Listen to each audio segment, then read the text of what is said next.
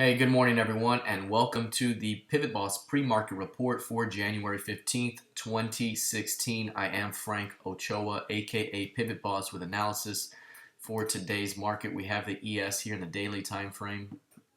After the previous session, you can see price tested our 1879s, which was our primary target after breaking below the 1991s and 1981s. I mentioned there's two targets to play to, 1935 and 1879. Both targets reached. As a matter of fact, price has been sitting on that target for the last 2.5 sessions. The recent bounce took price right back to the 50% monthly expansion target and tested briefly prices above the previous week's low and close. Those prices gone offered and rejected price back to 1879s. That's something to keep in mind. So right now, it's clear that 1926 is a pivot in the charts. 1950 is a major midpoint of the key range. These are all important levels right now. And as I mentioned before, after the violation down, all pullbacks are seen as a selling opportunity at this time by bears looking for further downside price discovery. So again here, any failure to hold above 1869s opens up the next two key targets, the most important being 1814 and 1853 half. So those are the next two downside targets to play to. Overall, if price is able to get back above 1950 and establish acceptance above that zone, that would be an implication of a return back toward the HVN above 2071s. But until that time occurs, the bears have it and are currently defending pullbacks within the existing downtrend. Now, if we take a look at crude oil, you can see this one has been trending lower.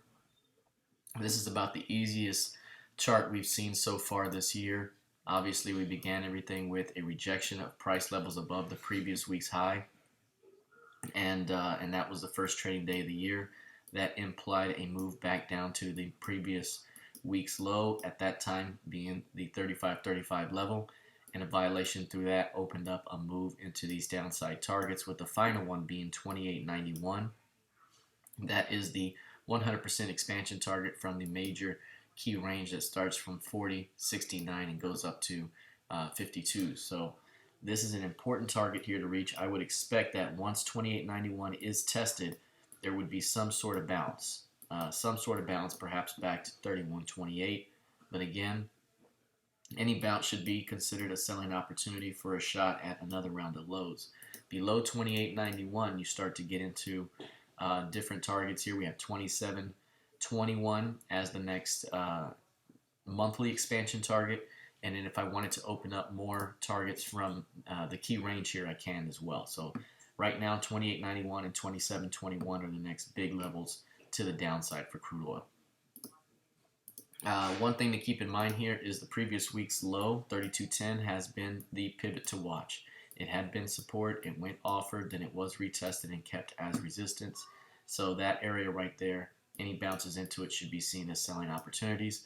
Acceptance above it brings price back to value at 36.88.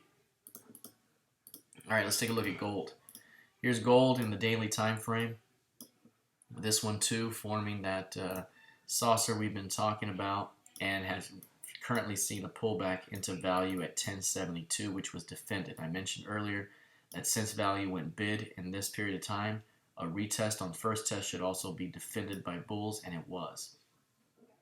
Enough so to get a good scale out of it, you get to break even or make some money, because you can see this is 1072 and right now we're trading 1088. That's a 16-point bounce there. That's $1,600 per contract traded. So if you were able to get in off the 72s or thereabouts, you've got plenty of money here to get in, get break even, and perhaps have some trailers that could get you into 1130 to 1123.80 by the end of the month. So right now, this is a good low. We have our saucer here. Failure to hold 72s would now open up the doors to a return to recent lows with a shot at seeing big time new lows ahead. So right now, that's the key level to watch as bulls are defending that pullback for a shot higher. Lastly, let's take a look at the NQ. Here's the NQ. You see price violated our key range, 44.49. The downside targets that we mentioned to play to were 43.11s 41.74s, we reached both of those downside targets. I also mentioned that any bounces should be seen as selling opportunities for a shot at new lows, and so far that's also been the case. I would say the next downside target to play to would be 40.59, and the pivot here is going to be 42.55 short term. That's the previous week's low.